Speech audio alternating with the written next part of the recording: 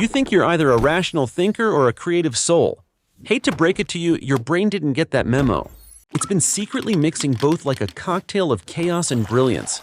Let's get right into it. Number 5. The left brain lie. You've probably heard it 1,000 times. Left-brained people are logical.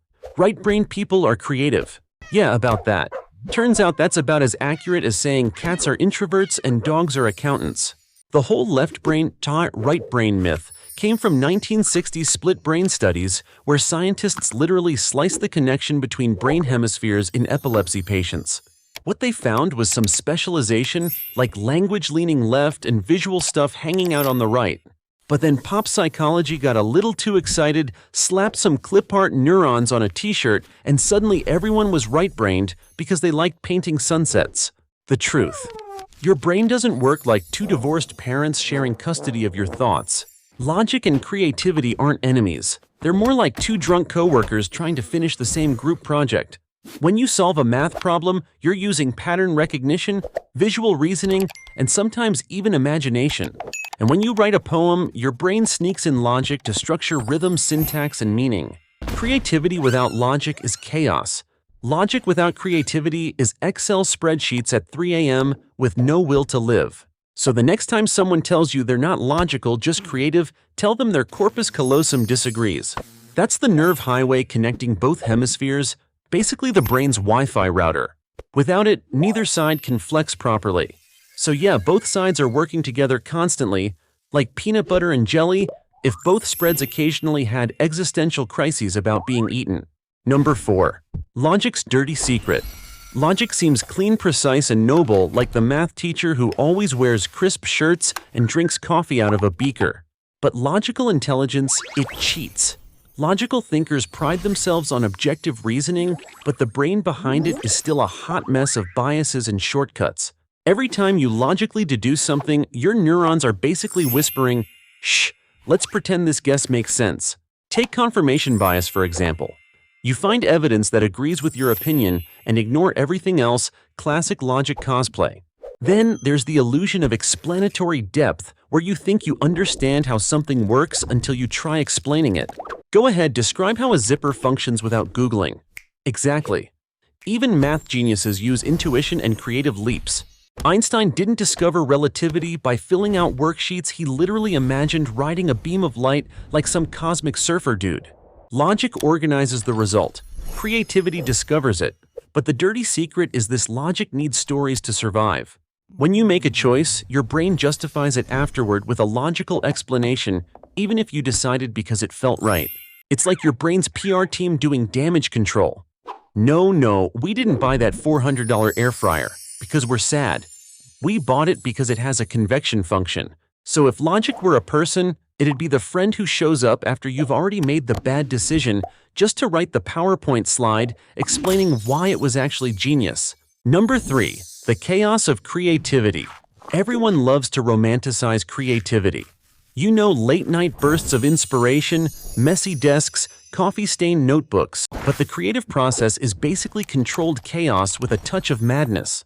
When you're being creative, your brain's default mode network lights up.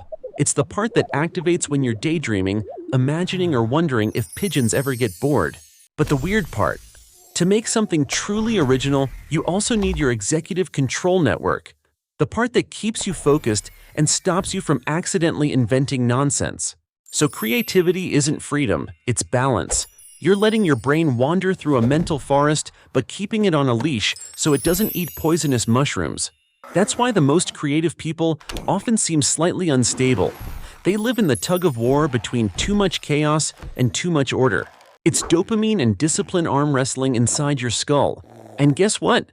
Studies show boredom actually boosts creativity. When your brain is understimulated, it starts making random connections to entertain itself. That's how ideas are born, out of desperate self-amusement. So yes, your next great idea might hit you while staring blankly at a cracked ceiling, wondering if that spider in the corner has a name. In short, logic builds the bridge. Creativity decides to paint it pink and hang disco balls from it. Both are essential, otherwise you either drown in rules or float in nonsense. Number 2. The battle in your brain. Imagine your brain as a company. Logic is the overworked accountant. Creativity is the chaotic intern who shows up barefoot but somehow saves the presentation.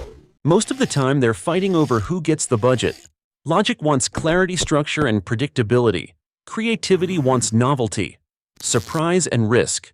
When you think too logically, your brain shuts down imaginative pathways because new ideas feel wrong. When you think too creatively, you drown in possibilities and forget what your original goal was. But here's the twist. The best problem solvers switch between both modes rapidly.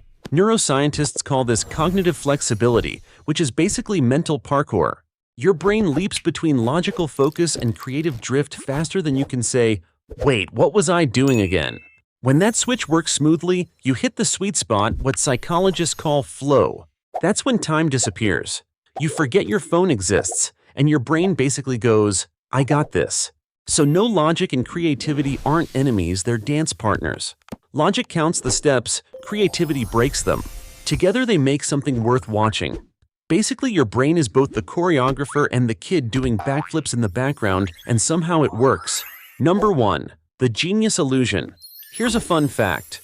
Most geniuses aren't geniuses, they're just people who figured out how to let logic and creativity hold hands without strangling each other. We love to imagine intelligence as some magical spark. Like Einstein just woke up one day, adjusted his mustache, and said, "Time is relative, deal with it." But genius isn't a lightning bolt. It's a dim lamp left on for years, flickering between "this makes no sense" and "wait, what if it does?" True intelligence is a hybrid creature. Logic gives structure to wild ideas. Creativity gives meaning to dry logic. Leonardo da Vinci wasn't torn between art and science, he was the middle ground. He painted emotion with geometry, dissected bodies to understand beauty, and probably invented the idea of multitasking stress centuries early. Psychologists call this divergent and convergent thinking. Divergent is your creative explosion spitting out 100 weird ideas in 10 minutes. Convergent is logic's cleanup crew sorting through the chaos and going, "Okay, 97 of these are ridiculous, but maybe this one with the flying toaster could work." So genius isn't about being smarter, it's about letting both teams play. The ones who do that best don't see creativity and logic as separate, they see them as symbiotic, like caffeine and regret. The irony. When we test intelligence, we usually measure logic numbers, memory reasoning, but not imagination. That's like judging a chef by how fast they wash dishes. You might get cleanliness, but you won't get flavor. In the end, logic gives us how, creativity gives us why, and real intelligence, it's knowing when to use which.